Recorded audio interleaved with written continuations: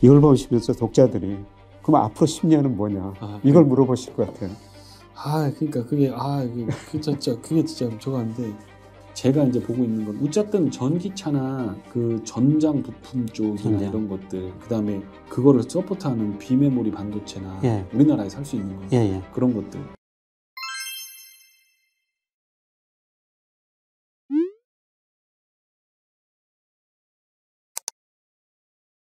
안녕하세요, 구독자 여러분. 그동안 제 견해를 꾸준히 여러분한테 말씀드렸습니다만은 증권시장에는 다양한 견해가 존재할 수밖에 없고요. 그래서 다양한 견해, 특별한 견해를 듣기 위해서 오늘은 유진투자증권의 강영현 이사님 모셨습니다. 흔히들 개미들의 셰르파 별명이 이렇게 붙었더라고요.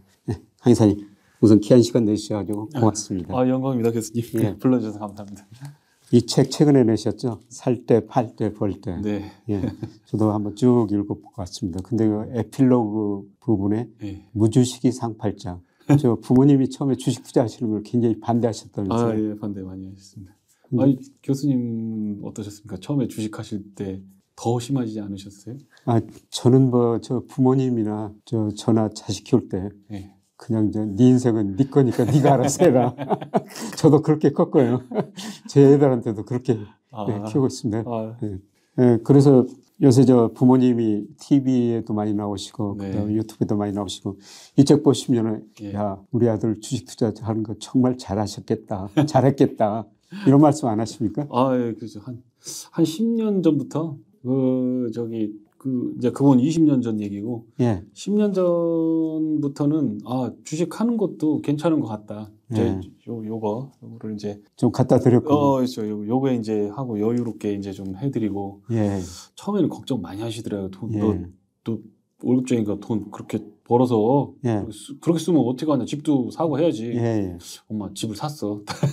현금으로 샀어. 다 빚 없어. 막 이렇게 하니까 주식이 그렇지. 주식은 10년 고생하다가 이제 한 번 이렇게 해서 되는 거니까 한 10년 전부터는 부모님들 걱정을 안 하시죠. 이 책도 갖다 들으신 거죠? 아직은 못 갔습니다. 시골 갈 시간이 없어가지고. 그렇게 바쁘시군요. 바쁘실 것 같습니다. 우선 자기소개. 자기소개. 여기 제가 그 유진투자증권에 입사한 지 한 2007년 12월에 입사했으니까 15년 영업했습니다. 그때 당시에 이제 교수님은 우리가 이제 이렇게 우러러보는 그때 당시에 이제 좀 교수님이 강연을 하신다거나 이렇게 하면 이제 그 자리를 한번 어떻게 비집고 들어가려고 했던 아주 뭐라 할까 하여튼 비슷했죠. 개미나 비슷한 그런 그때 들어왔습니다. 2008년 9년 이런데 들어와서. 경제학 전공하고 석사까지 마치셨는데 그러면 보통 리서치 센터에서 일하셨을까 않을까 그런데 본인이 원해서 처음부터 영업점에서 일하신 건가요? 몰랐어요. 처음에 증권매는 되게 하고 싶었는데 증권사 이렇게 보니까 이제 증권 여기 펀드 매니저 하는 선배가 한 분 계셨어요. 그래서 가끔 밥 얻어먹으러 왔었는데 정말 블링블링 막 증권맨들 양복 팍 시계 딱 그냥 구두 반짝반짝 머리 기름 쫙 너무 멋있어. 나는 저거 해야 되겠다. 그래서 왔는데 저는 증권맨이면 다 똑같은 건 줄 알았지 직군 이런 거 없었고 31살에 제가 늦깎이로 지원을 했는데 이제 원래 이제 석박 통합 해가지고 이제 해외 가서 박사하고 하려고 했는데 등도 아프고 치질도 생기고 안 좋은 거죠. 이거 못 하겠어요. 그래서 난 주식하고 싶어서 증권 하고 싶은데 나이가 31살을 이제 걸리는 거예요. 이제 그다음부터 이제 못 가는 거죠. 이제 아무데나 넣어달라. 그래서 또 합격하는 데가 두 번째로 합격한 데가 이제 여기 지금 유진증권의 전신 서울증권 거기로 들어와서 갔더니 분당 지점으로 보내더라고요. 그래서 그 천당 밑에 분당이라고 했는데 저는 그걸 무덤 분자라고 하거든요. 증권맨의 무덤이다. 분당 가면 안 된다. 그래서 거기서 영업 시작해가지고 한 1, 2년 하니까 리서치 센터로 올라오라고 하고 이쪽 저쪽 매니저 오라고도 하고 하는데 아무리 봐도 논문 쓰기 싫어서 왔는데 리서치로 가서 잘할 것 같지도 않고 성격상 그냥 사람 만나서 주식 얘기하는 게 좋고 그러면 시작을 했으면 끝을 봐야지 그러면서 영업을 했는데 생각보다 영업이 쉽지가 않아서 고생 많이 했습니다. 그때 굉장히 어려운 시기가 아니었었습니까? 엄청 길죠. 사실 31살 때 입사하셨다고 그러는데 네, 저보다 1년 빨리 입사한 거예요. 아. 저는 32살 때 입사했어요. 아, 그러셨어요? 네, 그때는 뭐 나이 제한이 있어가지고 들어갈 수도 없었는데 어떻게 해가지고 대신증권 입사를 했었는데 그 제가 들어갈 때는 정말 증권 시장이 좋은 시절이었었어요. 이 책에도 나왔지만은 88년 무렵에. 예. 그래서 처음에 저도 영업점에 잠깐 근무하다가 리서치센터에 쭉 근무했는데요. 하여튼 영업점에 계셨으니까 누구보다도 뭐 직접 투자도 하셨을 거고 고객들 성향을 좀 잘 아실 것 같아요. 네, 그러니까 뭐 여의도서 뭐 분석 잘한다, 뭐 운용 잘한다, 뭐 그건 잘 모르겠는데 강영현이 넌 뭘 제일 잘하냐? 그럼 저는 자신 있게 얘기해요. 고객은 내가 제일 잘한다. 그거는 내 자신 있다. 그렇죠. 많이 야 유진투자증권은 이렇게 뭐 10위권 증권사긴 하지만 영업 기반이 많이 취약해 있기 때문에 고객들 하나하나 다 물어와야 되는 그런 상황입니다. 그 31살 먹도록 안 해본 거 되게 많이 해봤어요. 그 저기 이런 거 가지고 그 저기 ELS 전단지를 만들어갖고 그걸 뿌리고 다녔어요. 근데 어느 순간부터인가 이제 아파트나 이런 데 다 파이어월도 생기고 옛날에는 건물 벽 타기도 가능했는데 그것도 이제 차단기가 생겨서 못 들어가겠더라고요. 이게 신분증 찍어야 되고 이제 그게 마침 막 생기기 시작할 때였고 그래서 갈 데가 없어가지고 성남 거기서 가서 저기 그 모란시장이라고 하는 데가 갖고 ELS 이거는 저축보단 좋으니까 한번 해볼 만하다고 갖고 가서 뿌리고 왔더니 선배들이 너 어디 갔다 왔어? 그래서 저기 ELS 영업하고 왔습니다. 그래서 어디 갔다 왔어? 그래서 모란시장 갔다 왔다니까 거기 혹시 개고기 팔고 그러지 않대? 그래서 맞다고 그랬더니 야 거기가 저기 대한민국에서 10손가락 안에 드는 돈 없는 사람들이 오는 곳이다. 근데 너 거기 가서 영업이 되겠냐 이제 그렇게도 고생하고 그랬죠. 처음에는 그랬습니다. 뭐 그런 고생도 하셨으니까 나중에 영업을 참 뭐 유진투자증에서 1등 하셨을 것 같은데. 자 최근에 실리콘밸리 뱅크 이게 이제 파산해가지고 상당히 좀 문제가 되지 않습니까? 사실 그 얼마 전까지는 1월 고용 좋게 나오고 2월 고용 좋게 나오고 미국 경제가 로우랜딩한다 그런 또 이런 사건이 터졌거든요. 이 실리콘밸리 뱅크 뭐 이게 왜 터졌다고 생각하시는지? 그러니까 그거는 아주 시스템적인 건데 그 사실 이제 드러난 것뿐인 거지. 뭐 제가 2018년부터 리세션만 지금 조사를 해서 제가 한 400페이지짜리 원래 책이 이게 리세션에 관련된 책을 쓰려고 했었던 거예요. 근데 너무 어려워져 갖고 제가 이걸 개인 투자가들이 참고할 책으로 좀 보자라고 한 건데 그러니까 88년 저축 대부조합, 00년 닷컴 버블, 그다음에 07년 서프라임, 그다음에 이거 지금 이제 뭐가 터지는 건데 팬데믹 빼고 팬데믹은 크러시니까 야들의 기본적인 건 뭐냐? 채권 시장의 움직임, 금리를 땡겨서 이제 생기는 건데 그러면 금리를 땡겼을 때 뭐가 제일 문제가 되느냐? 듀레이션이 뒤틀려 버리는 거죠. 그러니까 단기로 돈을 꿔다가 저축을 받든 뭘 단기로 받아다가 장기로 멀리 보고 투자하는 건데 닷컴 버블 때는 주식에다가 뭐 성장주 10년, 20년짜리에다 때려 박은 거 주식에 때려 박은 거고 저축 대부조합 사태는 프라임에다가 모기지에다 때려 박은 거고 서브프라임 때는 서브프라임에 때려 박은 거고 지금은 그냥 벤처 캐피탈에 때려 박아서 이놈이 지금 듀레이션이 뒤틀려 버리니까 뻥 터지는 거니까 그 안에 있는 도도하게 흐르는 그 흐름은 결국 페드의 긴축. 저는 그렇게 보고 있는 거죠. 그렇죠. 뭐 이 책에서도 유동성 문제를 나중에 좀 더 여쭤보겠으면 잘 다뤄주셨고요. 그래서 유동성이 사실 너무 많이 풀렸다고 축소되는 과정에서 모든 자산가의 거품이 발생했고, 이런 거 SVB 뱅 이런 거 문제가 터진 게 아닌가. 그런데 이게 앞으로 실물 경제에도 좀 충격을 줄까요? 아까 리세션 연구하셨다고 그러는데. 그거 100% 준다고 저는 보고 있는데 99%라고 얘기해요. 겸손하려고. 이거는 놓칠 수 없다. 이건 내가 한치도 양보할 수 없다. 지금 그러고 방송하고 다니는데 그 8번 1970년대 이후 그러니까 그 닉슨 덕트린 나오고 달러가 전 세계 패권 그러니까 1970년대 이후로 베트남 전쟁 끝난 이후로 미군이 폭을 가지고 가서 세계를 지배하려고 하는 정책을 다 포기하고 경제로 다 마술을 뻗어서 달러를 쥐고 재우면서 결국 그걸로 다 이런 유인을 해서 자유경제주의를 이제 쥐락펴락하는 시스템이 됐는데 그 이후로 페드의 정책을 살펴보면 전체적으로 보면 8번 중에서 팬데믹을 빼고는 나머지는 다 페드발 리세션이 온 거고 리세션은 어디까지나 실물적인 현상일 뿐이니까 이거는 우리가 주식시장에 속해 있으니까 이쪽을 읽어보면 야 이거 뭐 리세션 이거 근데 그게 아닌 거죠. 예. 그래서 제 생각에는 이번에 리세션은 겹쳤다. 닷컴 버블 때 주식시장 비쌌던 거, 케이프 지수, 시크리컬리 어저스티드 P 레이시오 그거 너무 비싸다 지금 닷컴 버블 다음으로 비싼 거고 그 다음에 이제 인플레이션 히스토리 보면 1970년대 그러니까 둘 중에 하나만 맞아 떨어져도 주식시장이 빠그러지고 실물경제 빠그러지고 리세션 오는데 그 두 개가 한꺼번에 다시 다 왔다. 이게 어디서부터 해결해야 되냐? 채권을 뚫게 맞았는데. 이제 이게 채권 금리가 내려가면서 주식시장이 올라가면 안 된다는 거 이게 주식시장 빠지면서 채권 금리 내려오면 이게 되게 무서운 일이 발생하는 건데 그래서 저는 리세션은 피할 수 없는데 이제 그 정도가 문제일 것 같아요. 예, 저도 뭐 2분기부터 미국 경제가 마이너스 성장한다 이런 주장을 했는데 최근에 그 블룸버그 컨센서스 보니까 2분기, 3분기, 전분기 대비 미국 경제가 2분기 연속 마이너스 성장한다 이렇게 좀 컨센서스가 돼 있더라고요. 예, 그런데 마이너스 2분기 0.4, 뭐 3분기 0.1로 그 정도면 아주 얕은 예, 침체인데요. 어느 정도일 거라고 생각하세요? 지금 다가오는 침체가. 이제 주식시장은 논외로 하고 이 실물 경제로만 본다고 하면 속도는 느리겠지만 그 소프트 랜딩은 저는 없다라고 보고 있거든요. 그 소프트 랜딩을 소프트하게 이렇게 흘러 들어가기는 어려울 수도 있겠다. 왜 그러냐면 부채 문제가 너무 심각하다. 이게 2차 세계대전 이후로 지금 가장 높은 125%인데 정부 부채가 말이죠. 정부 부채. 그러면 이거 구제하기도 어렵고 구제금리 하기도 어렵고 이 아들 이거 어떻게 하냐. 이자로 1.3조 달러가 빠져나가야 되는데 국민들 걔들이 쓸 돈이 없다.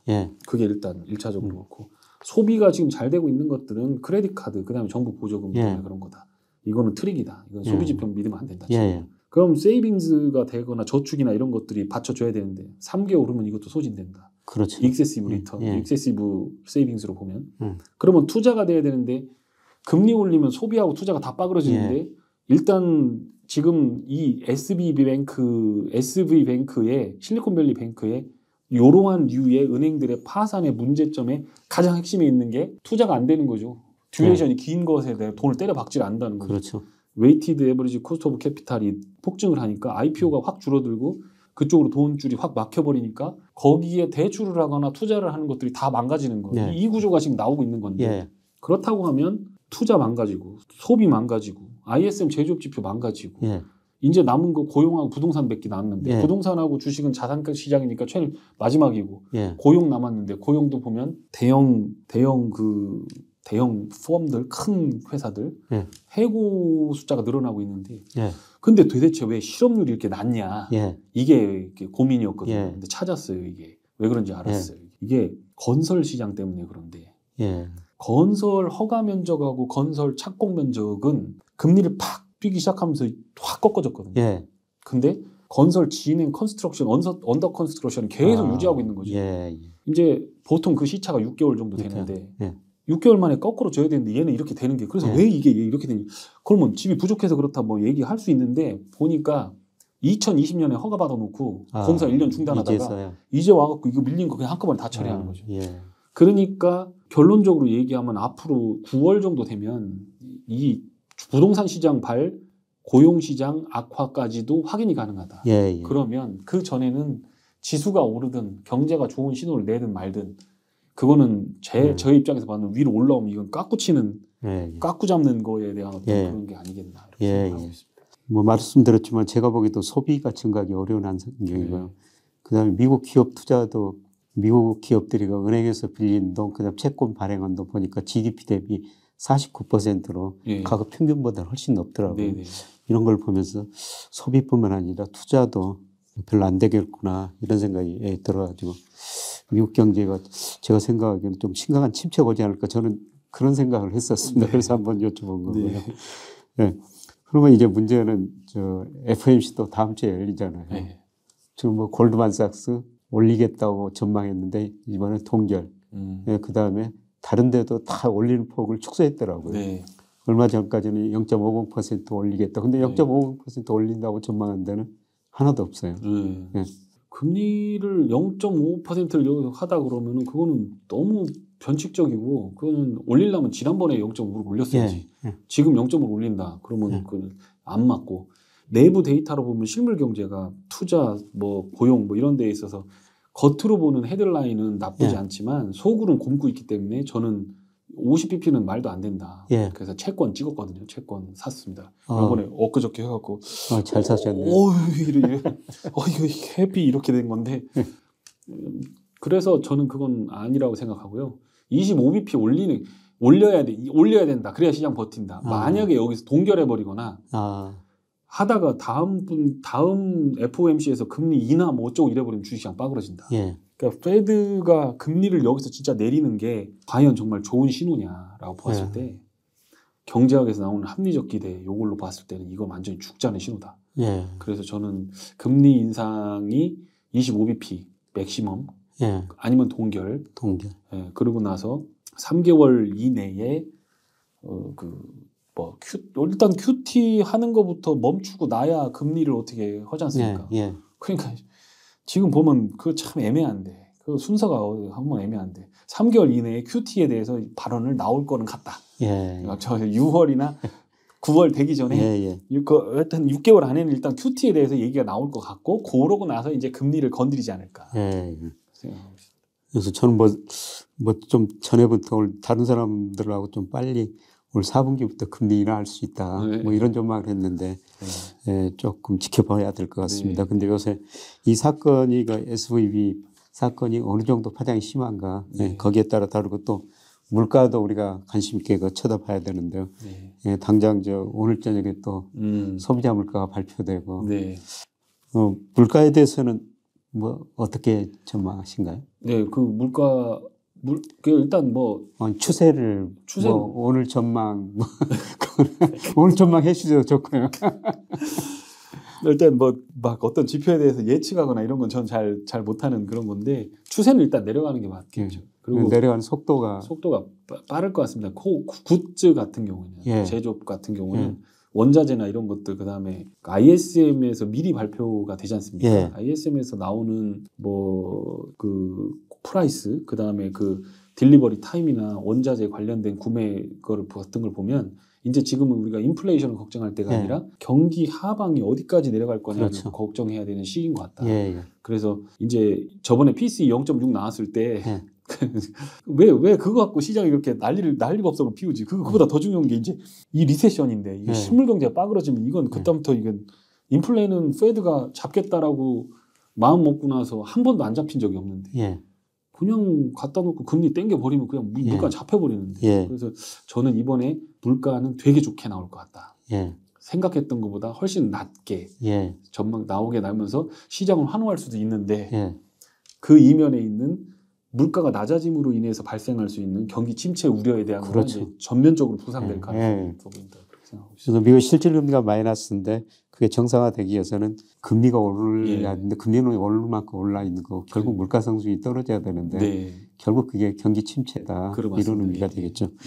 그래서 이 책 61페이지 보시면은 경기 순환 주기표 이걸 그런데 이미 말씀을 드렸습니다만은 이런 걸로 보면은 미국 경기 순환이 지금 어디 국면쯤 있다고 조금 더 구체적으로 찍어주세요. 지금 보면 61페이지. 61페이지요. 성경 말씀 두 번. 동그라미로 치면 이제 그 회색에서 그 분홍색, 옅은 분홍 노란색 그 사이에 이제 종기 사이클, 말기 사이클은 아니고 중기에서 후기로 넘어가는 그 사이클에 있는 것 같다는 생각이 들거든요.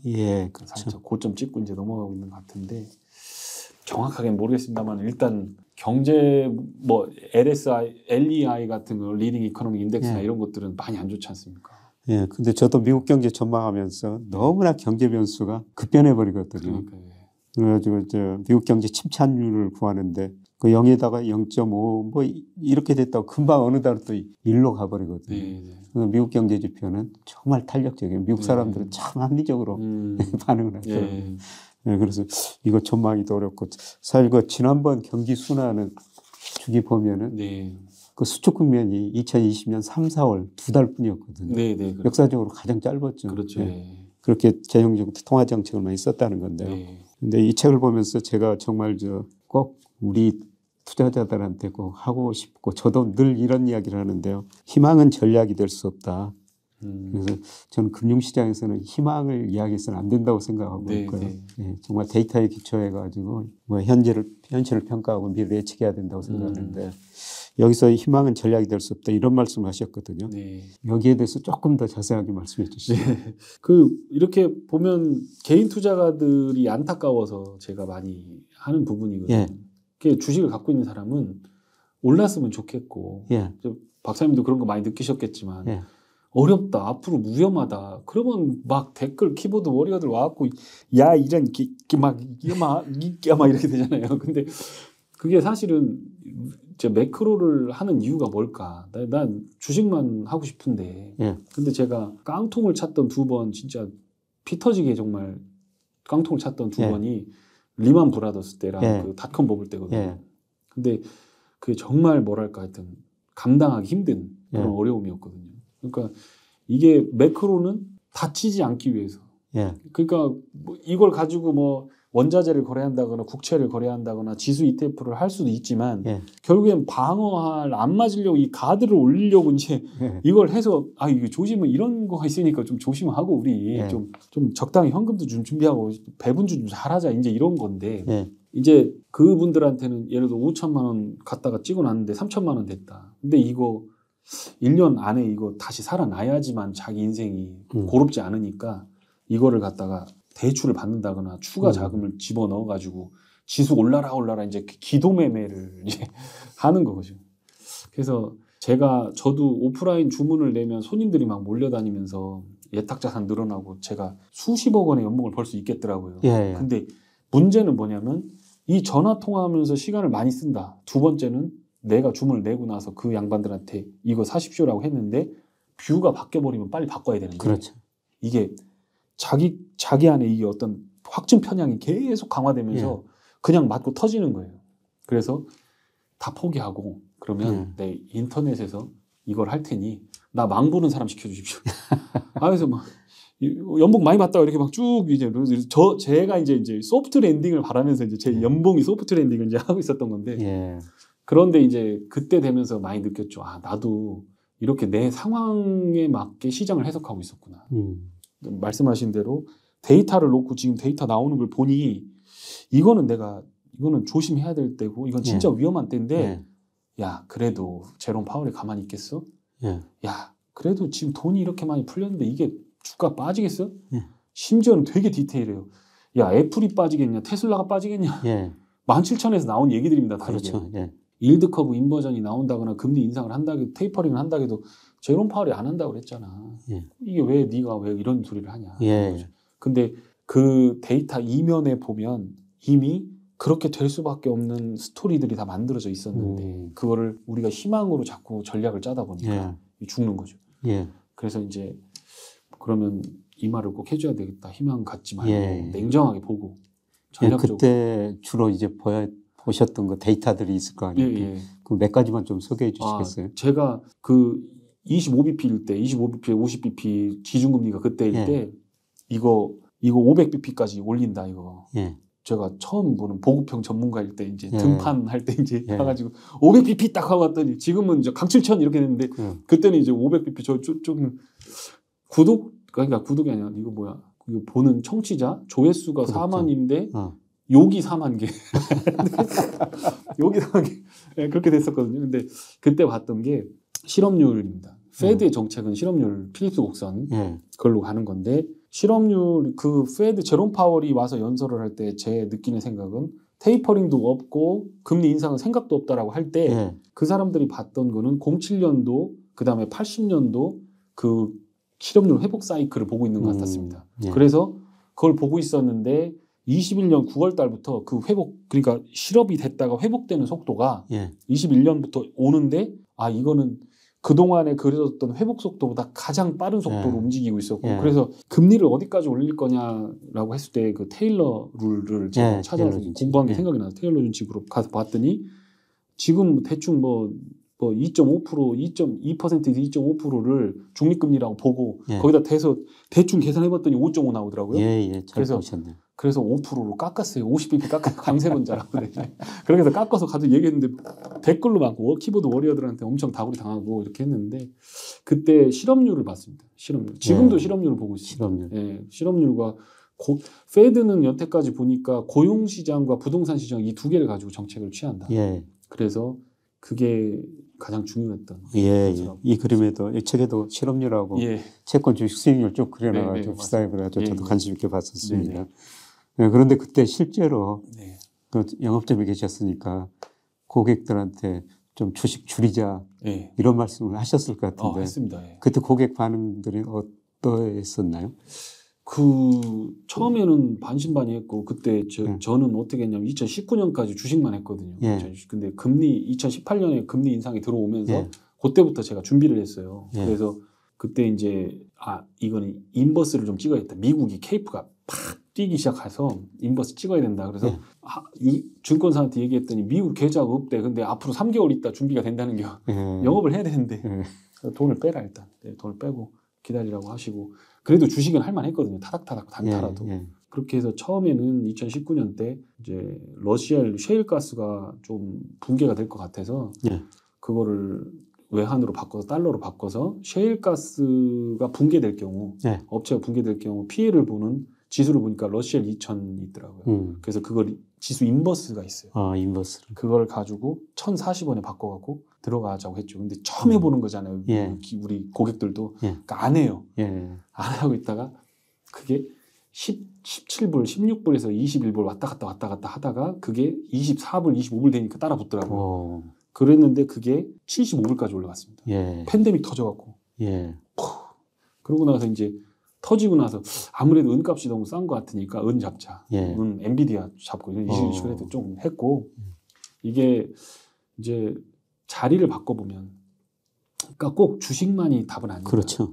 투자 포지션을 이게 금리 인상기에도 먹을 수 있는 게 있고 그렇죠. 지역이 한국이 안 되면 유럽 가면 되고 그때 최근에 유럽 빠그러질 때 1대1 유로 깨질 때 달러 깨질 때 루이비통 사면 되지 않겠냐. 이제 그런 거죠. 이제. 그렇게 되는 건데 사진 못했어요. 막상 사진을 못했는데 그때만 해도 유럽을 조사를 못해서 이렇게 했는데 저는 어쨌든 피해 다녔습니다. 그래서 나스닥 인버스 17,000에서 했는데 원래는 14,700이 전 고점이거든요. 19년 고점. 그거 못 넘는다고 생각했어요. 근데 유동성이 너무 풀려가지고 보니까 나중에 보니까 40% 마이너스더라고요. 그래서 미안하다고 그랬죠. 미안한데 한국에서 돈 벌었지 않냐. 넘기자 이거. 달러도 싼데. 그러니까 넘기자. 찍어야 된다. 그러고서 17,000에서 16,000 왔다 갔다 계속 이제 나스닥 100 선물 기준으로 몇 달을 하더라고요. 그래서 제가 그다음부터 한강을 뛰었습니다. 기도하는 마음으로 내가 8km 뛸게. 그래서 한가람 아파트에서 세빛둥둥섬까지 왔다 갔다 8.8km거든요. 그래서 뛰었어요. 살 뺀다 내가. 그렇게 하고서 이제 했는데 다행인지 뭐 불행인지 몰라도 그게 11,000선 깨지고 10,000선이 왔을 때 다 환매하고 더 이상 인버스 하지 말자. 그렇게 하고 이제 그렇게 해서 이제 목돈을 챙겨 놓으니 고객들도 좀 신뢰가 되고 그러고서 그때 이제 그 다음으로 잡았던 게 원유 같은 거 120불 넘어갈 때 달러하고 원유하고 둘 다 강세가 어딨냐 세상에 그런 적이 없는데 다이버전스 나왔다. 그럼 달러를 깎고 잡든가 이거 원유 깎고 잡으면 되는 거 아니냐. 원유 깎고 잡았죠. 그래서 한 번 잡았고 90불까지 내려왔는데 팔고 인버스 팔고 다시 올라가더라고요.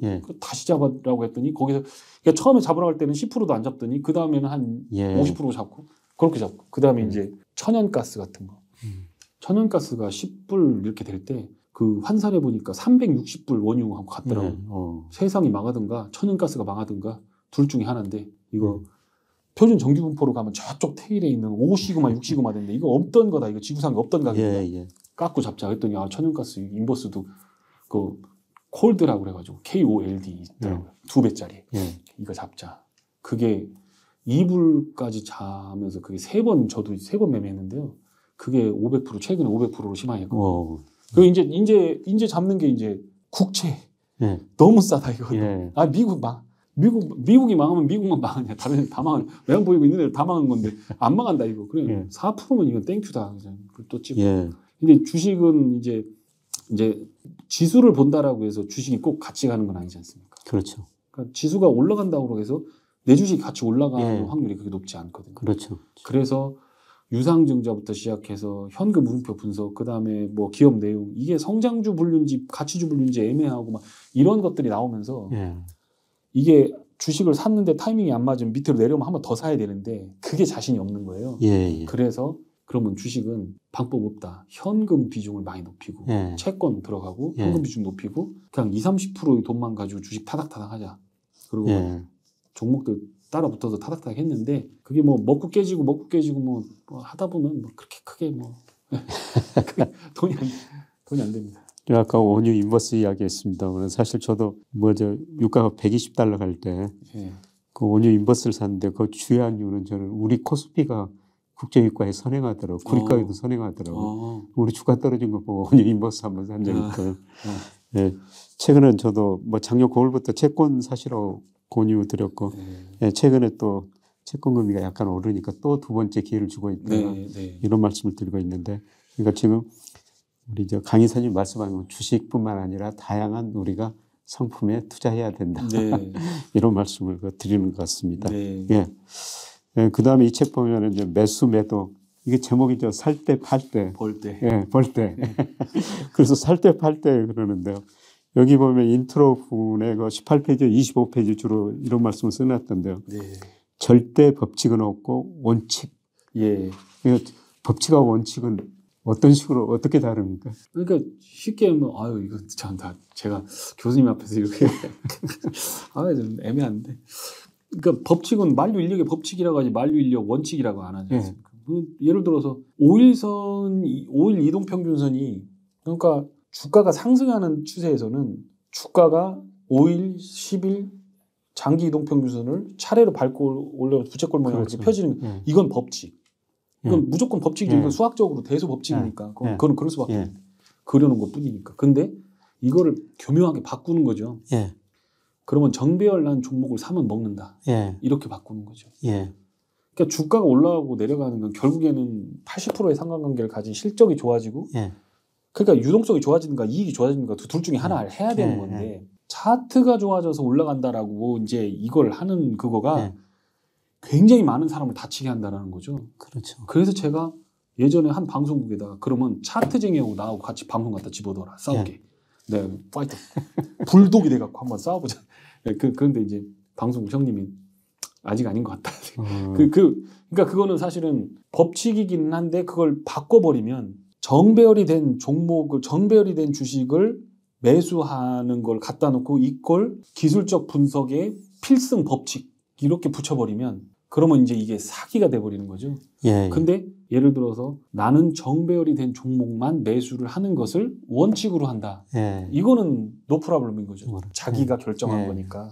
근데 원칙과 법칙을 착각하면서 개인 투자가들이 그걸 잘 모르고 이게 인과관계가 명확해야 되는데 그러니까 뭐 교수님이 주로 하시는 게 뭐 무역 수지, 환율 이런 거 갖고서 이게 길게 보면 이게 결국엔 시장을 다 이렇게 좌지우지하는 거지 않습니까? 인과관계가 명확한 건데 근데 단기적으로 차트가 움직이고 어떻게 움직이는 거에 따라서만 매매를 하는 걸 갖다 놓고 법칙이라고 들이대버리면 그러면 그건 다친다. 개인들이. 그래서 제가 법칙과 원칙을 이렇게 구분해 놨었습니다. 제가 이제 증권사 처음에 리서치센터 들어갈 때는 차티스트라는 직업이 있었어요. 근데 세월이 가면서 그 직업이 서서히 없어져 버리더라고요. 지금은 많이 찾기 어렵습니다. 잘하는 분들 많긴 한데. 그리고 이 책 보면 정말 좀 의미 깊었던 게 수익도 중요하지만 비용 정말 통제 잘해야 된다. 그래서 저도 증권사 다녔습니다만은 증권사는 인간의 욕심을 마케팅에 이용하는 회사가 증권사다. 이거 증권사 사람들이 들으면 사장님 들으면 혼날 텐데. 그러니까 사장님한테는 비밀입니다. 지금 이거 보실 텐데 아마 열심히 일하고 있습니다, 사장님. 사실 이제 이런 거죠. 저는 고객분들한테 제가 오프라인 주문을 내거나 이렇게 할 때 수수료 깎아달라고 하면 제가 고객을 안 받습니다. 저는 그거에 대해서는 제 노동의 대가에 대해서는 주십시오. 내 일을 할 테니까 주십시오라고 하는데 이게 고객들이요 이런 것들이 있어요. 요새 무료 수수료가 많으니까 그게 싸 보이니까 글로 간단 말이죠. 휴대폰을 하루 종일 보면서 그걸 타닥타닥 매매를 해요. 근데 증권사한테는 돈이 안 나가지만 이렇게 보면 뒤에 세금이 0.2%. 세금이 그렇죠. 저 때는 0.23이었는데 지금 0.22 뭐 이렇게 있네요. 그러니까 그 수익이 나든 안 나든 뭐 정부가 뭐 밤에 돌아다닐 때 뭐 경찰도 하고 군인도 하고 안보도 하고 뭐 다 알겠어. 근데 굳이 그걸로 애국을 할 필요가 있느냐? 세금으로. 낼 만큼 냈는데 그걸로 계속 3천만 원 갖고 매매한 양반들이 보면 비용이 막 2,500 나오고 그래요. 그렇게 많이 매매를 하시는 거예요. 그러니까 일하는 증권맨한테 야, 네가 가진 지식을 한 토막 내놔봐라. 그러면 수수료 줄게. 그거에 대해서는 저는 그러면 제가 못 먹고 살잖아요. 그러니까 그건 주십시오. 주문 잘하겠습니다. 열심히 하겠습니다. 그런데 내가 이 0.22% 붙는 세금을 한 번 들어갔다가 잘못돼서 손절치는 것만 내가 줄여줘도 그럼 그건 반만 놔주십시오. 0.1만. 그럼 되는 거 아닙니까? 그렇죠. 그렇게 계산을 붙이려고 하는 건데 그러니까 이게 단타를 그렇게 하다 보면 이제 초단타로 매매를 하거나 이렇게 하면 리스크를 관리할 수 있다고 생각해요. 아닌 것 같으면 이동평균 깨면 빨리 팔고 얼른 먹고 나오고 5%만 먹고 막 이렇게 하면 투자자의 위험이 감소할 거다라고 생각하는데 실제로 긴 타임라인을 놓고서 계산 딱 해보니까 완전히 죽으러 들어가는 거라. 이게 결국에는 대수의 법칙을 이길 수가 없는. 그러니까 확률 통계적으로 수학적으로 보았을 때 이건 완전히 지는 싸움인데 그러니까 앞으로는 이득 보고 뒤로 밑지는 일을 막 하고 계시더라. 브로커로서 보니까. 이런 얘기를 고객분들을 대놓고 얘기하면 강의사 영업 잘하네? 이렇게 얘기를 하는데 결론적으로 얘기하면 그 감정 비용, 그 다음에 세금, 보이지 않는 비용, 그 다음에 열심히 일해야 되는 분이 직장인 분이 좋은 주식에 오랫동안 묻어놓고 가서 일을 열심히 하면 사장님한테 인정받아서 승진도 빨리 오고 월급도 많이 받고 그럼 안정적으로 살 수 있는데 주식에 매달려 이렇게 하면서 그런 기회들을 다 놓치는 이건 비용 아니냐. 그래서 주식이 무주식이 상팔자다. 이거 하지 말아야 된다. 좋은 직장 가지고 있어 연봉 1억 받는 사람이면 지금 금리 4%라고 하면 25억 정도를 맡겨야 되는 거지 않습니까? 평생 20년 동안 25억을 지금 금리로 다 때려 박아놓은 거를 주는 거지 않습니까?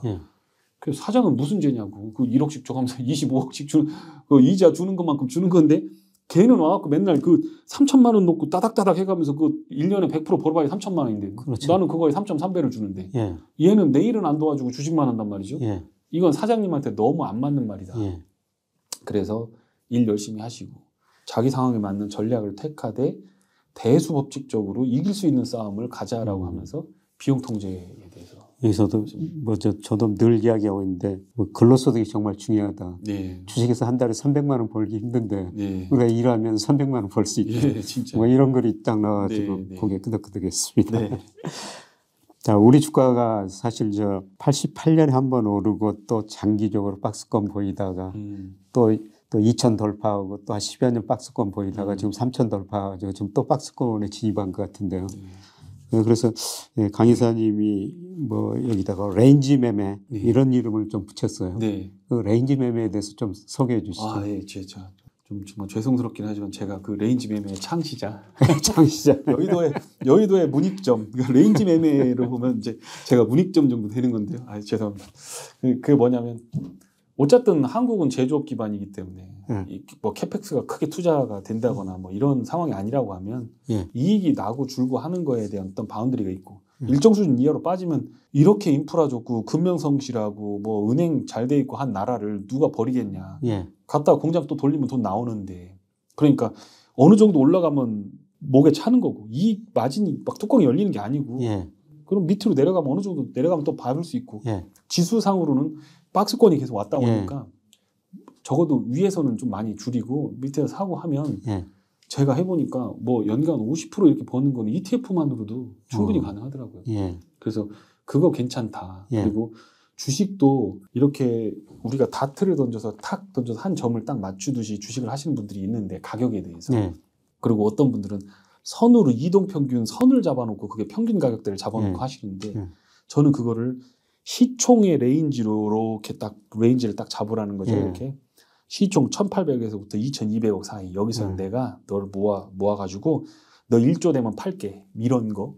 그래서 이제 주식을 보든 지수를 보든 그러면 지수가 바운더리로 쭉 빠지는데 이놈이 같이 빠지면은 그때 레인지 이쯤에서 여기서는 바닥을 잡네라고 하면서 들어가면 마음도 안정되고 장기 투자도 뭐 되고 그렇게 하는 그게 레인지 매매. 그래서 제가 뭐 의미를 정확히 이해했는지 모르지만 저는 뭐 종목 잘 모르니까 ETF를 투자하는데요. 예, 주가지수가 HP 필터라는 게 그걸 필터로 가고 추세에서 2로 많이 벗어나면 좀 비중 줄이고 밑으로 네. 벗어나면 네. 조금 늘리고 아마 뭐 그런 것과 비슷하지 않나 이런 네. 생각하는데요. 또 이게 재미있게 보는 게 68페이지 보면은 네.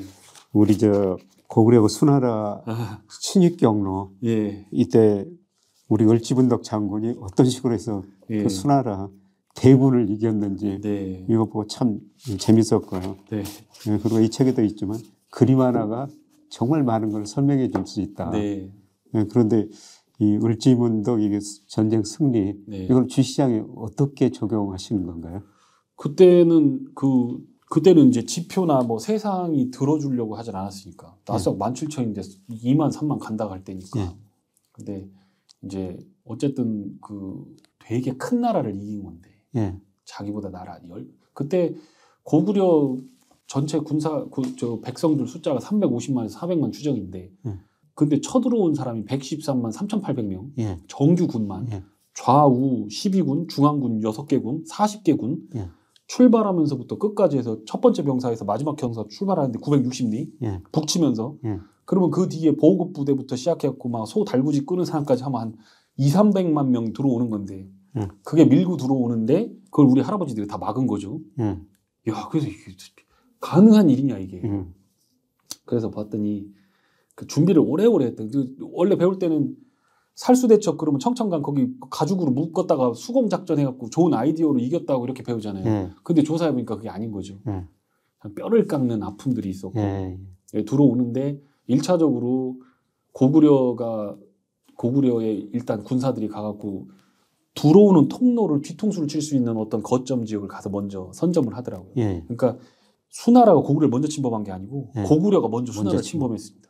먼저 가서 빡 잡아놓고 거기 알박기를 딱 해놓은 거죠. 들어오면 내가 뒤끊는다고 딱 잠그고 있는 거고 거의 20년 동안 성을 쌓았습니다. 그러니까 그게 평강공주와 바보 온달 할 때 그 평강왕이 영양왕의 아버지인데 그 평강왕이 평원왕이거든요. 평원왕이 낳은 자식들이 영양왕, 영유왕, 평강공주 이렇습니다. 근데 그 영양왕이 딱 보고 있다가 이거는 하겠다 그러고서 그 가서 먼저 선제 타격을 하고 성을 다 쌓았는데 만리장성처럼 그렇게 튼튼한 성을 쌓을 인력도 없고 그러니까 산 위에다가 이렇게 접시 모양으로 이렇게 밑에 볼 수 있게 해놓고 여기다 성 몇 개 쌓아놓고 그 천리장성 천리에 걸쳐서 쌓긴 했지만 성 10개밖에 안 돼요. 그렇게 해놓고 방어 진지를 구축하고 그렇게 해서 들어왔는데 일단 전쟁의 포인트로만 딱 보면 그 먼저 선제 공격한 영주 땅, 조양 땅 거기가 결국에는 들어오는 길목의 유동성을 끊어주는 거니까 인플레이션이 발생하고 페드가 금리를 인상하기 시작하면 이거 잡혔다 여기 잡힌 거예요. 그런데 결국에는 치고받고 하면서 요동성에서 딱 막혀버립니다. 요동성에서 딱 버텨버리는 거죠. 그러니까 그게 사실은 수나라 수양제 입장에서 봤을 때는 이거는 그냥 밟고 지나가도 이길 수 있는 그런 성이었는데 거기서 막아낸 거죠. 그러니까 결국에는 전쟁이 굉장히 치열했지만 요동성 하나를 함락시키지 못하니까 결국에는 우회해가지고 들어오는 그런 루트들이 있었어요. 그게 평양성으로 달려서 오다가 그걸 막고 선 사람이 을지문덕 할아버지인데 을지문덕 할아버지는 짐짓 패하는 척하면서 그러니까 보급선을 더 길게 쭉 잡아 빼기 위해서 하고 뒤로 도망가고 뒤로 도망가고 그런데 뒤로 후퇴하면서 가만히 있는 게 아니라 산천 초목을 다 불태워버린 거죠. 먹을 거 하나도 없이 말먹이도 안 주고 우물도 없고 잘 데도 없고 날씨는 추워지고 식량은 떨어지고 마음이 급해지는 거죠. 근데 딱 그 모습이 17,000에서 돈을 못 벌거나 돈을 벌고 싶어하는 투자자들의 모습하고 똑같았어요. 그러니까 기술적으로 치고받고 하는데 고구려 군사들한테 이미 여기는 뒷대가 잡혔기 때문에 보급선 오면 여기 다 때려 부시는 건데 페드가 이미 여기 목줄을 딱 쥐고 있는 거죠. 더 이상 안 돼. 그러니까 M2 증가율이 중요한 거죠. 그동안 풀린 돈이 중요한 게 아니라 그건 이미 다 증시에 반영됐고 그게 더 올라가려면 더 추가적인 공급이 있어야 되는데 그거는 어렵다. 그러면 이건 잡혔다. 그렇게 해서 이제 한 건데 그래서 제가 청야작전이라고 하는 그 터전에 불을 사르고 독을 풀고 게릴라전을 하는 그걸 보면서 그럼 단타만 치고 짐짓 패하는 척하고 너 도망가고 인버스 쳐라. 예. 인버스 전략이 이제 청해 작전이었던 거예요. 그래서 이제 추워지고 날씨가 추워지고 기업 실적이 빠그러지면서 유동성이 빠져나갈 때 그때 이제 잘해보자. 그렇게 전략을 세웠던 겁니다. 아주 그 부분도 재밌게 잘 읽었었습니다. 그다음에 시장 색깔이 있다, 계절이 있다, 이런 말씀도 여기 책에서 했거든요. 사실 제가 강화도에서 농사일을 좀 해봅니다. 그런데 씨를 뿌릴 때 있고 수확할 때 있고 씨를 뿌릴 때 조금 늦게 뿌려버리면은 이게 잘 안 자라요. 맞습니다. 수확할 때 수확 못하면은 그게 썩어버리죠. 그렇죠. 그런 의미에서 이게 살 때, 팔 때, 씨 뿌릴 때, 수확할 때 이걸 정확히 지적하는 것 같은데요. 지금은 어느 시점입니까? 지금은 신나락 잘 관리해야죠. 신나락. 시골에 씨 뿌리기 전에. 지금 신나락 가지고 떡 쪄 먹으려는 사람들이 너무 많아가지고 제가 그거 뜯어 말리고 다니는데 이거 신나락 갖다 떡 쪄서 팔면 이거 돈 될 것 같잖아요. 지금 가서 얼른 들어가서 단기적으로 트레이딩해서 먹으면 좋겠지만 떡을 쪄놨는데 안 팔리면 사람들이 안 팔리면 문제가 되는 것처럼 이게 시골에서 자란 시골 출신 아니면 이게 못 알아듣는 말이긴 한데 이게 신나락이라고 하는 건 겨울에 추수를 해서 가장 좋을 때 잘 말려서 햇빛에 그거를 꽁꽁 싸면서 비닐봉지에 이게 습기가 들어가지 않도록 아주 잘해서 싹 트지 않도록 잘 마련을 합니다. 그러니까 그때 싹을 틔워버리면 안 되는 거죠. 그러니까 싹을 못 트게 아주 선선한 곳에다가 잘 보관해야만 봄이 오면 씨를 뿌릴 수 있는 거죠. 근데 지금 보니까 야 이거 싹 트잖아 갖다 심으면 되는 거 아니야?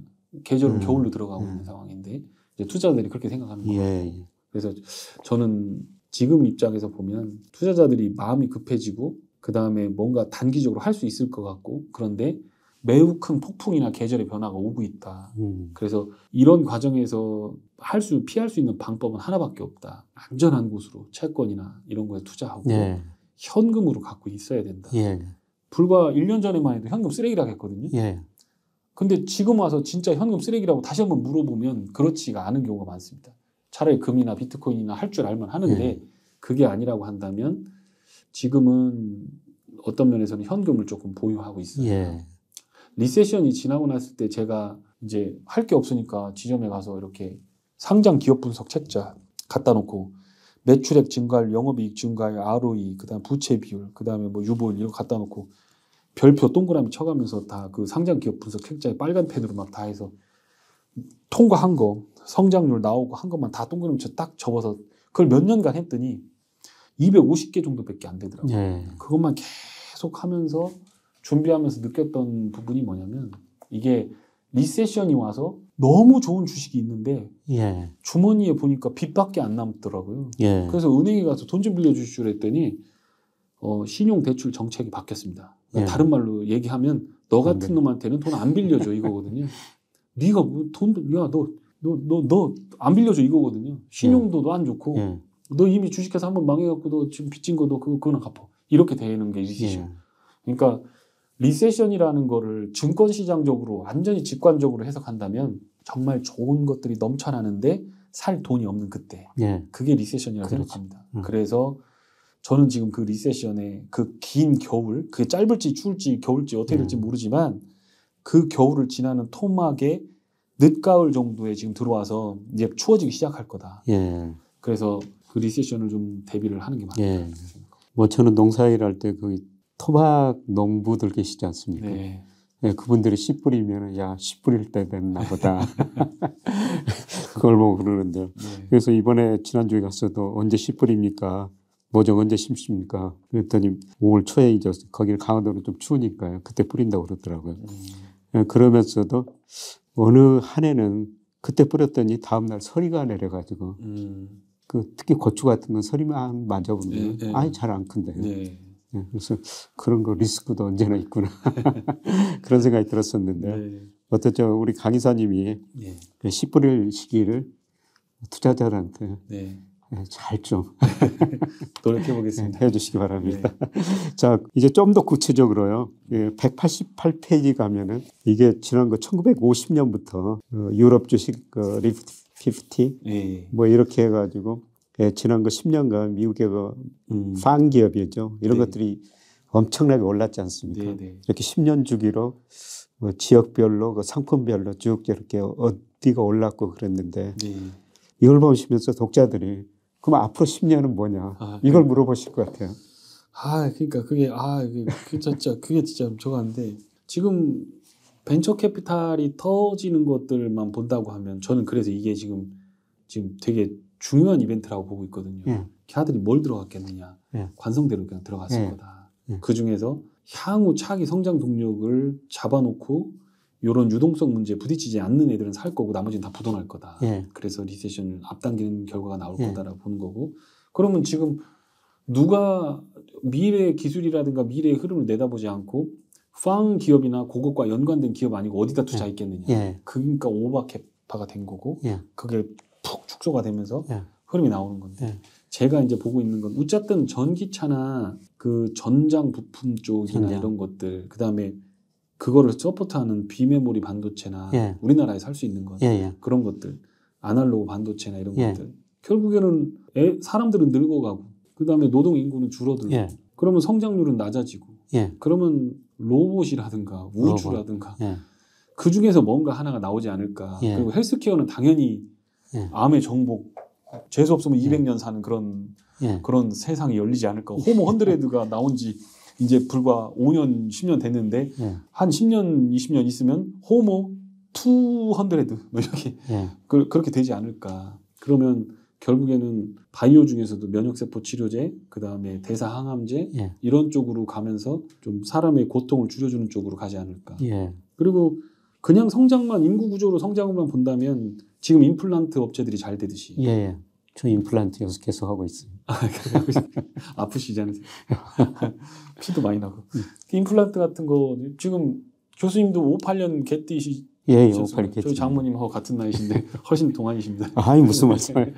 근데 그 58년 개띠 분들이 사실은 되게 이 성장을 짊어지고 오신 분들이고 재산도 그분들이 많고 그리고 수명이 연장되거나 이렇게 좀 사회 활동으로 봤을 때 정년 이후에도 충분히 일을 할 수 있는 그런 어떤 정력과 이런 그런 것들을 가지고 계신 분들이 그분인데 그러면 그분들을 타겟으로 하는 거가 요양병원 이런 거는 앞으로 한 30년 더 있어야 되고 그러면 결국에는 헬스케어 그분들도 보톡스 맞으려고 할 거고 그 다음에 임플란트 하려고 할 거고 건강검진 진단 받으려고 할 거고 뭐가 좀 암 뭐 진단이나 이런 것들을 잘할 수 있다면 그거 할 거고 이제 그런 쪽도 구조상으로 보면 좀 차분히 성장이 가능할 것 같다.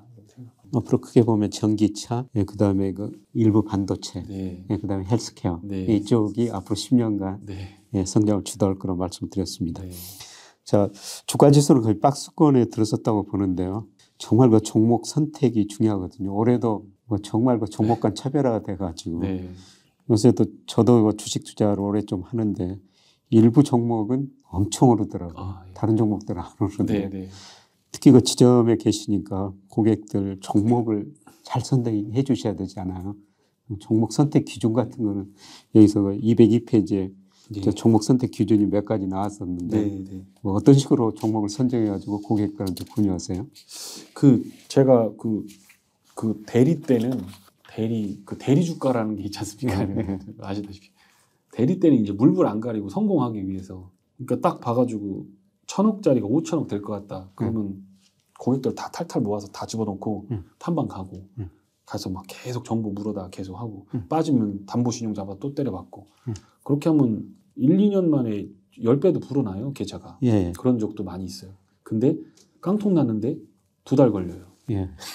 하이 리스크 하이 리턴. 10배 났을 때 5억이라도 10억 됐으면 5억이라도 뺀 사람은 괜찮은데 그 뒤로 제가 좀 마음을 바꿨던 게 뭐냐면 대한민국 먹여 살리는 거 모르겠으면 삼성 포트폴리오만 봐라. 삼성이 그 브레인들이 와서 수십조를 때려박아서 경쟁에서 이길 수 있을 거라고 판단한 거에다 돈을 때려박는다는 거죠. 그러면 삼성 포트폴리오 보자. 두 번째로 그게 아니고 개별주를 투자하려면 매출액과 영업이익률이 2자릿수 이상 2, 3년간 상승하는 종목만 매매해도 그것만 매매해도 그 종목만 가지고 해도 충분히 부자 될 수 있다. 뭐 제가 뭐 다른 건 못 먹었습니다만 뭐 SM이라든가 오스템 임플란트라든가 덴티움이라든가 이런 애들부터 시작해서 SPG 뭐 이런 우주 항공도 사실은 다는 못 먹었지만 그냥 지금 에코프로 BM 밑에서는 모든 종목이 다 오징어거든요. 예. 뭐 그냥 몇 달 만에 지금 뭐 4배가 올랐는데 예. 어디다 명함을 드리겠어요. 예. 일단 숏커브가 있었던 거고. 그 뭐 에코프로 BM은 사실은 동의하지 못해요. 제 지금 주가를. 예. 에코프로는 동의합니다. 예, 에코프로. 예, 에코프로는 올라가야만 하는 기업이었고 사실은 제가 놓치긴 했지만 계속 워치를 하고 있다 못 산 거거든요. 예. 그래서 폐배떨이나 이런 것들은 성장성이 있기 때문에 그걸 제일 잘하는 기업을 가지고 있지. 지금 뭐 상장한 성일하이텍이나 이런 애들만큼 훨씬 좋은 기업을 갖고 있기 때문에 예. 그건 밸류에이션을 해보면 가치가 있다고 저는 생각했습니다. 예. 에코프로 BM 같은 경우에는 좀 여의도에서 뭔가 예. 파이팅이 있었던 것 같아요. 숏커버 막 하고 거기서 예. 세력끼리 붙었던 것 같고 뭐 멀리 내다봐서 뭐 10년치 끌어다가 주식 투자할 건 아니기 때문에 그렇긴 예. 한데 저는 어쨌든 지역을 선택하자. 지역을 강세 지역 10년 동안 미국 올랐으면 10년 동안은 미국보다 이머징이 나을 수 있다. 예. 지금 10년 올랐으니까 이제 이머징이나 바깥에가 나을 때가 됐다. 달러가 약세로 전환될 거면서 그렇게 교수님도 그런 거에 대해 예. 여기도 저 국가별 비중하면서 네. 이머징하고 저기 미국 네. 시장하고 비교해 놨던데 네네네. 뭐 10년 주기로 거의 비슷하게 변하는데 네네. 뭐 제가 보니까 10년 주기로 변하면은 저는 좀 미국 주식보다는 우리 주식이다. 근데 그 말씀하신 것처럼 네. 달러 지수더라고요. 네. 달러 강세일 때는 뭐 당연한지 미국 주가 오르고 네. 달러가 약세일 때는 우리 주가가 상대적으로 이머징 마켓 주가가 올랐다. 네. 그래서 저는 우리 주식을 미국 주식보다 더 많이 투자하라고 권유하고 있습니다. 저도 생각이 또 비슷하고 예. 그렇다고 하면 지역 선택하고 그럼 그 지역에서 제일 잘하는 걸 해야 되는 거죠. 예. 프랑스에 가서 비메모리 반도체 뭐 이런 거 한다고 말이 안 되는 거. 걔는 그렇죠. 없으니까. 한국에서 투자를 해야 되겠다 했으면 당연히 반도체는 끼고 가는 거고 예. 바이오도 잘할 수 있을 것 같고 지금은 영 아니지만 전기차 부품 이런 거는 뭐 하여튼 엄청 잘할 거고 돈이 얼마 될지 모르지만 그런 식으로 해서 업종을 찾아내고 그 중에서 제일 강한 애로 잡아서 장기 투자하자. 예. 매매하면 져야 좋지만 수수료 받아 먹으니까. 근데 그렇게 해서 보자 안 돼도 되니까 그냥 그렇게 잡자 이렇게 보고 있습니다. 아까 에코프로라는 주식 말씀하셨는데 사실 제가 가지고 있는 주식 중에서 수익률이 제일 좋은 주식입니다. 근데 이거를 이렇게 최근에 너무 급등해가지고 저도 좀 고민 좀 하고 있는데 아직 안 파실 생각이 없으신 거예요? 예, 아직도 안 팔고 있습니다. 2배나 220%나 올랐더라고요. 그거 산지 몇 달 안 됐어요. 예. 근데 이렇게도 차별화되구나. 그래서 종목 선정이 정말 중요하구나 이런 생각이 들었었습니다. 예, 그 다음에 책 거의 마지막 부분인데 232페이지인데 주식 투자라고 하는 건 그것을 한다는 것은 뭔가를 계속 채워가는 과정이 아니라 비워가는 과정이다. 네. 이런 말씀하셨어요. 그 의미 좀 설명해 주시죠. 채워가는 게 아니라 비워가는 과정이다. 그러니까 이게 저도 주식에 미쳐서 98년도부터 여의도 주식쟁이들 다 따라다니고 뭐 누가 1등했다 그러면 가서 배우려고 막 인사하고 학생 때부터 땀내지 풀풀 풀겨가면서 원래 주식을 한 것도요. 그때 교수님한테 가서 IMF 뭐 이런 거 나오잖아요. 매일경제 신문을 맨날 읽고 양재동에서 다녔는데 성균관대까지 갔는데 도대체 모르겠는 거예요. 그래서 교수님 저 이거 좀 알아들을 수 있는데 경제학과인데 쪽팔려서 그래서 이 신문 좀 읽을 수 있게 뭐 해주십시오 그랬더니 야 이건 경제학 용어도 있는데 경영학 용어가 더 많다. 근데 경영학과로 토스해 주시더라고요. 거기 가서 책 5권. 그게 이제 뭐 한국 증권 시장론, 그 다음에 뭐 외환 시장론, 뭐 이런 것들 책 5권, 회계 책까지 5권이었어요. 그래서 수업도 안 들어가고 새벽 2시까지 고시생처럼 그걸 다 공부했죠. 그러고 나서 주식 책을 딱 덮으면서 그 생각했거든요. 주식 투자는 이게 수레바퀴 이후에 최고의 발명품이다. 그렇게 된. 근데 제가 그걸 깔려 죽을 몇 번 했는데. 근데 이게 그렇게 공부를 많이 하다 보니까 그 교만해지는 거죠. 막 머리가 많이 차면 이게 사람 자신 있어 보이고. 그리고 인과관계가 없는 대충 비슷해 보이는 걸로 갖다가 뭔가 어떤 로직이 빈틈이 딱 생기면 그 빈틈을 아주 이성적이고 합리적인 어떤 조사를 통해서 연구 결과로 여기를 채워야 되는데 그걸 제 머릿속에 있는 뇌피셜로 채우고 있더라고요. 그러면서 뭔가 되게 많이 하는 것 같지만 성과가 좋지 않은 시간을 한참 많이 보냈습니다. 그래서 이제 결론적으로 10년 넘게 하면서 수익을 낼 때 이렇게 한 주먹 보니까 지식이라고 하는 거가 쓸만한 게 별로 없어요. 예. 이익 좋은 기업 따라다니면서 예. 레인지 매매해서 붙잡고 있으면 되는 거예요. 그러니까 되게 심플한 장사꾼하고 똑같은 건데 이거를 너무 어렵게 생각한 거죠. 예. 그래서 이제 많이 알던 것들을 하나하나 잘라내고 필요 없는 것들을 예. 버리는 게 중요한 건데 예를 들어서 이건 확률 60%짜리, 이건 확률 70%짜리, 이거 확률 90%짜리라고 하면 예. 저는 90%짜리 하나만 하라고 말씀드려요. 예. 그러니까 차트도 있고 뭐 기업 분석도 있고 뭐 매크로 분석도 있고 여러 가지가 예. 있을 때 내가 매크로 분석이 정확해서 90%다 그럼 이것만 하라는 거죠. 예. 이걸 짬뽕해 버리면 0.9에다가 0.7을 더하고 0.6을 더해서 막 100 몇십 프로가 되는 게 아니고 예. 이게 곱해져 버리니까 확률이 더 낮아져 버리는 거죠. 예. 그러니까 결국에는 이 주식 투자를 배워가고 공부하는 거는 욕심을 내려놓기도 해야 되고 가지고 있는 어설픈 지식도 내려놔야 되고 예. 그러면서 그 뇌피셜 같은 것들 이런 것들을 다 버리는 과정이다. 그러니까 딱 오면 눈빛부터 달라요. 막 공부하려고 배우려고 막 적으려고 하거든요. 그러지 마시라는 거죠. 그러지 말고 그냥 당신 머릿속에 있는 것들 중에서 필요 없는 것 좀 버려라. 그것도. 쓰레기통을 비워야 뭐가 또 채우듯이 예. 제일 어려운 사람들 중에 하나가 나 주식 좀 해봤다는 사람. 예. 딱 와서 제가 뭐 그냥 한 20년 주식 저기 했는데 돈 뭐 한 2, 3억 있는데 이거 나한테 중요한 돈 아니에요. 그러면서 강의사님이 알아서 해주세요 이러잖아요. 예. 그러면 부저 3개 땅땅땅 울린 거야. 예. 첫 번째 허세. 3억이 별거 아니다. 예. 300만 원 손실 나면 바로 전화 온 사람. 온 사람. 그다음에 나 좀 20년 해봤다. 그러면 내가 다 알아. 나도 알아. 나 말통한 정도 되는 이런 건 거죠.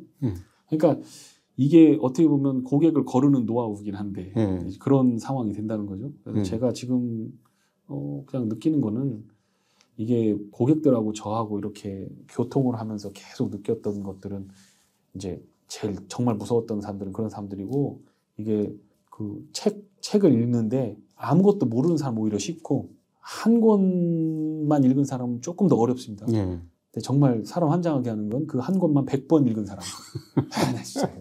진짜 벽창호 진짜 그냥 그거는 뭐 한 권 100권 읽고 있잖아요. 논리가 너무 탄탄해요. 이건 근데 그러니까 차트를 가지고 뭐 예를 들어 엘리어트 파동이라든가 뭐 아니면 이동 평균 그럼 매매해서 이렇게 또 사용하면 되는 건데 그걸 신봉하고 그걸 신주단지처럼 모시고 거기다 기도를 한단 말이에요. 통계적으로 이미 미국에서 그걸 다 해서 이거는 세미 스트롱 폼이냐 윅 스트롱 폼이냐 이게 다 해서 검증을 마친 결과가 데이터 값이 있는데 그걸 가지고 막 설득하고 싸우고 막 이런다는 거죠. 기운만 빠지고 돈도 안 되고. 제가 그래서 요걸 말씀드렸던 거는 우리 그렇게 하지 말자. 정말 필요한 거. 대한민국 환율 내려가면 주식하면 되고 그것만 하나 붙잡고 있으면 그냥 그것만 딱 보고 기다리고 그 나머지는 기다리면 되는 거거든요. 그렇죠. 안 하고. 그러고 나서 환율 내려오기 시작하네. 이거 좋아지네. 그럼 환율 왜 내와? 삼성이 돈 벌어서 그래. 삼성 사면 되고. 삼성 너무 올라갔다가 부고 있다가 삼성 뒤에다 물건 대는 애들 6개월 있다 따라오면 그럼 사면 되고. 너무 심플한 거죠. 근데 너무 복잡하고 아주 기계처럼 톱니바퀴처럼 맞아 들어가는 법칙들을 찾고 거기에 수많은 뇌피셜을 끼우면서 손도 댈 수 없는 떼짱처럼 얽혀버린 그런 것들이 고객들을 좀 먹더라. 그래서 제가 그런 의미거든요. 네, 그런 의미였습니다. 저 마지막 질문인데 이런 질문 제가 안 드리려고 그랬는데 이 출판사 우리 21세기 북새에서 저한테 질문지를 줬는데 종잣돈 5천만 원 있으면 지금 이 순간 어디에 투자하실 건가요? 뭐 중요한 질문이기도 하죠. 종잣돈 5천만 원. 이야, 참 귀한 돈인데 5천만 원이면. 일단 저는 채권 사놓을 것 같습니다. 채권. 지금은 국채는 조금 저는 3.7에서 3.8 일단 모으고 4%는 보너스라고 생각했습니다. 처음에 4.3%에서 제로츠나 뭐 우리가 TMF, TLT 이런 것들 미국에 있는 채권 펀드들 들어갔고 그리고 지금 그게 수익이 많이 났죠. 근데 지금 이제 국채를 들어가기에 여기서 유동성을 완화하고 하는 걸 기다릴 수 있을까라고 생각을 하는데 저는 2% 이하로 다시 떨어진다고 생각하거든요. 경제 성장률 전망을 봤을 때. 저 시간의 문제인 것 같습니다. 시간의 문제네요. 말이 통하니까 너무 좋아요. 제가 이게 너무 행복해요. 진짜. 그런데 그러면 그 곱하기 듀레이션 해가지고 대충 안전하게 박아놓고 4%에 사서 2% 깨지면 30년 아니면 25 플러스로 하면 그 1.25 곱하기 1.25가 되는 거니까 꽤 괜찮다 이거. 56% 60% 되는 거니까. 그러면 그렇게 해서 저금리가 되면 그때 그럼 바꿔서 주식해도 얼마든지 먹을 수 있다는 게 제 논리인데 지금 만약에 5천만 원을 갖고 온다면 조금 고민을 해서 A등급 채권 ETF 같은 거 지금은 이제 국채가 저렇게 되면서 경기가 빠그러지게 되면 거기다 요구하는 스프레드가 더 늘어나게 되겠죠. 기준금리는 내려가겠지만 거기에 회사채들은 위험하니까 리스크 프리미엄을 더 줘서 채권 금리가 튀게 될 텐데 안 망하는 기업들, 미국 것들, A등급 채권들 그게 조금 트리플 A는 아니라면 BBB 플러스나 A 마이너 정도 되는 채권들을 이렇게 가지고 고르면 ETF로 쌓아놓은 거를 그렇죠. 그때 그것도 10년짜리도 있거든요. 5년, 10년에서 7.5년 정도 잡아놓으면 그 ETF만 가져도 듀레이션 7.5면은 그것도 많이 떨어질 거다. 그게 모르겠지만 7, 8%에서 반 턴만 나도 4%만 돼도 그거 꽤 괜찮을 거다. 이런 생각이 듭니다. 예. 뭐 장시영 지금 고맙고요. 혹시라도 또 하고 싶으신 말씀 있으시면은 다 했습니다. 질문 다 했어요. 별로 예. 구독자 여러분 어떠셨습니까? 예, 사실 그 살 때, 팔 때, 뭐 벌 때, 이런 책을 보면서 정말 저도 전부 한번 일독을 했거든요. 그래서 여러분들도 한번 좀 일독을 해보시고, 저는 요새 뭐 금융 민주주의라는 단어를 많이 쓰는데요. 예일대 로버트 실러 교수가 쓰는 말입니다. 금융으로 국민 모두 부자가 돼야 된다. 그게 우리 강 이사님이 쓴 이런 책이 거기에 큰 도움이 되지 않을까 이런 생각이 들어가지고요. 한번 모셔가지고 말씀을 들어봤고요. 그리고 저는 뭐 경제학을 처음 공부할 때 경제학이라는 거는 사회학은 보는 시각에 데이터 보는 시각에 따라 가지고 차이가 있거든요. 제 견해에도 계속 좀 말씀드렸습니다만은 우리 강 이사님 견해도 뭐 약간의 그 차이도 있을 수가 있어요. 근데 다양한 견해가 존재하니까요. 여러분들이 이런 책을 읽어보면서 여러분의 좀 개인적인 견해 이런 것을 한번 만들어 보시면서 주식 투자를 하면은 큰 부자가 되지 않을까 이렇게 생각을 해봅니다. 오늘 정말 귀한 시간 내서 고맙습니다. 영광이었습니다. 고맙습니다. 고맙습니다.